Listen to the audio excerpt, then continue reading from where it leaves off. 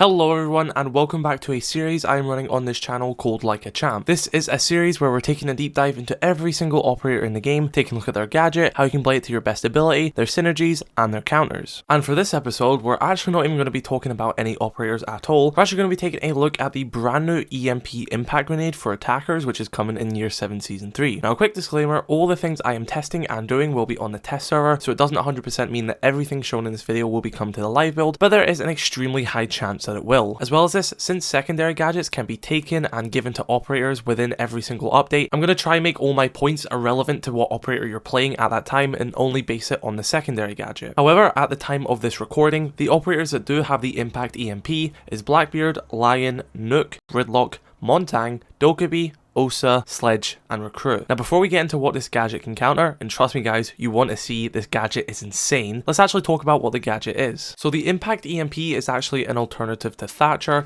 and it has the range of 1.8 meters, versus Thatcher, who has the range of 5 meters. As well as this, the Impact EMP only disables gadgets for 9 seconds, whereas Thatcher does it for 15. Now both Thatcher and the Impact EMP actually disable the same amount of items, but the Impact EMP is actually far better in my opinion, since in the name, it impacts it immediately and it goes off the moment of impact, whereas Thatcher, you actually have to cook it and then throw it. And the fact that it goes off immediately means it can do some things which Thatcher isn't really viable. Thatcher can still disable these things, but the way that Impact EMP does it is just much better. And let's get into these things and show you why this is actually better than Thatcher. So the first thing I'm actually going to show you here is a Nitrocell. Although quite tricky to pull off, when timed right, you can actually disable a Nitrocell mid-throw and stop the defender from detonating it. After this, you can then push the operator or decide to destroy the Nitrocell, because remember, it will come back online and then they will be able to detonate it. There is that period of 9 seconds where the Nitrocell will be disabled and you can either destroy it or push past it and go to the enemy. Keeping in the theme of throwables, smoke can actually get countered by this as well. Once again, when he throws a smoke canister at you, a well-timed EMP Impact Grenade will disable this smoke canister,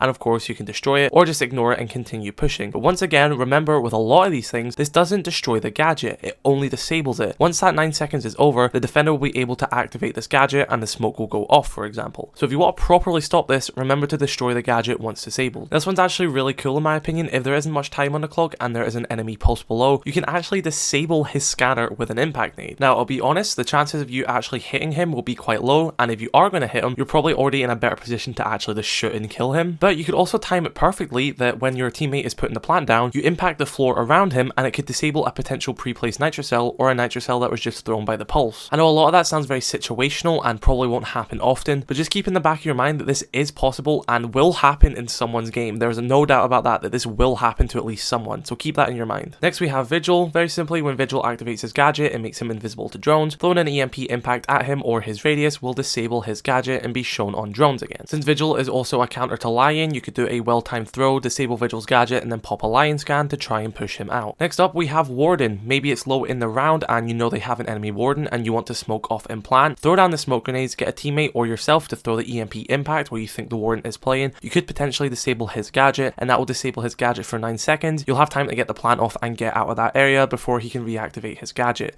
basically deeming him useless in that situation. Next up we have a Clash. Are you just like me and absolutely hate Clash players and hate Clash as an operator? Well, you're in luck. All you have to do is throw an Impact EMP at Clash. It will completely disable her shield, giving you time to run up, punch her shield away, and hopefully eliminate her. Next we have Echo. This is a really fun one. Once again, end of the round, you want to get that plant down. Pesky Echo drone, you maybe can't hit it, maybe your shots are missing, or you can't just find it. You throw this to the roof and it will actually disable the Echo drone, but not only will it disable it, because it's on the roof, it will actually fall down because it's no longer working. So it will drop to the floor, giving you an easy chance to shoot it. Of course, a mute jammer, it will disable that, even if your drone is already in the proximity and has been muted by the jammer. Once you disable the mute jammer, your drone will be free and you'll be able to drive on past. Of course, this can be used in many situations. Really good for helping to get Twitch drones into sight now. This is going to be really good for that, as well as Flores as well, because mute is a major counter to many operators. Next up, we have Maestro. Of course, can be quite annoying when there is one looking at you and you have a lot of other stuff to deal with in sight and you're getting that constant intel on you. Impacting this not only will disable it so they can't see through it, but it will also open it up a tiny bit, meaning that you can shoot its center and destroy it. Next up we have Melusi. Of course, walking into one of her traps will slow you down and expose the center of it, meaning it can shoot it. But if you already want to deal with it before walking into its radius and giving your position away, simply hit it with an EMP impact. It will open up the center and you can shoot the middle and destroy it. Next up we have Aruni. Throwing the impact at the top where the gate is deployed will disable it for 9 seconds. However, you're actually much more beneficial just throwing the gadget into the middle of it. Unless there's other gadgets around the top and you want to disable all of them, then maybe do that. But if you're only trying to deal with the gate, just throw it in the middle because it takes so much longer to come online, and they actually have to be there to shoot it for it to come back online.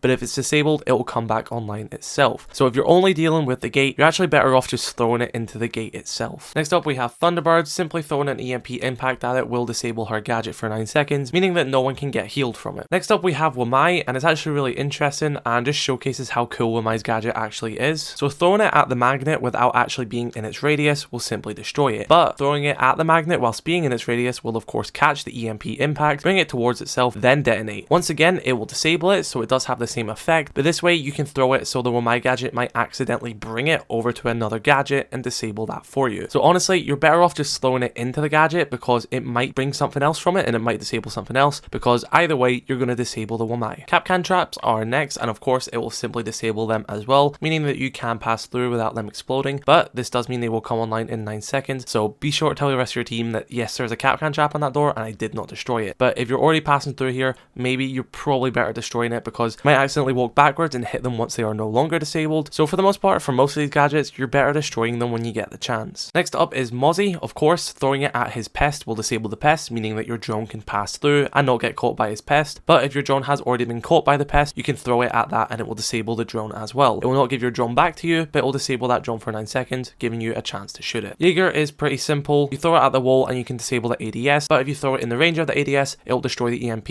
and then the EMP will not disable anything. Of course, next up we have Alibi. It will of course disable all of her prismas for 9 seconds until they come back online. Next we have Cade and Bandit, probably the main thing this EMP impact is going to be used for. Very simple on how this is going to work. You throw it at the bottom and it will disable the Bandit charges. Of course, you have to throw it in its radius, but Bandit charges will always be at the bottom of the wall, so you're at least guaranteed to get one of them. Electric claws are going to be a bit more harder to find because you're better locating it before you throw it, because they can be anywhere on the wall or even on the other side of the wall in some cases. So you're probably better locating them with a drone or more efficiently an IQ before you try and disable the electric claw. Next we have Valkyrie cameras, bulletproof cameras, and just normal cameras in general. It'll disable all of them for 9 seconds, as simple as that. And finally, I'm going to group these ones together because all their utility is kind of similar, and that is Thorn, Ella, Legion, and the proximity alarm. Of course, I think you all get it by now. It'll just simply disable these gadgets and they won't be able to be detonated, and once the timer is up, they will be reactivated and then they can hit you again. You're much better destroying them whilst they are disabled so no one else in your team accidentally hits them later in the round. But that is all the things I can find that can be countered by the EMP impact grenade. So yeah, be sure to let me know your thoughts in the comment section below about this. Of course, Thatcher can do all of this as well, but the fact that this is instant and an impact makes it much more viable. You can't really throw a Thatcher EMP at a Clash then push her because it just takes too long. Same with a Nitrocell, same with a smoke canister. He can disable all those stuff, but in that split second impact time you need, can't really do that with Thatcher. But with this impact EMP, you can do stuff with Nitrocells or smoke canisters. It's really cool. Anyway guys, I am going to end this here. Be sure to let me know your thoughts in the comment section below. Be sure to drop a like on this video and subscribe. It took a lot of effort to make. Anyway guys, have a great day. I'll catch you all later. Stay safe. Peace.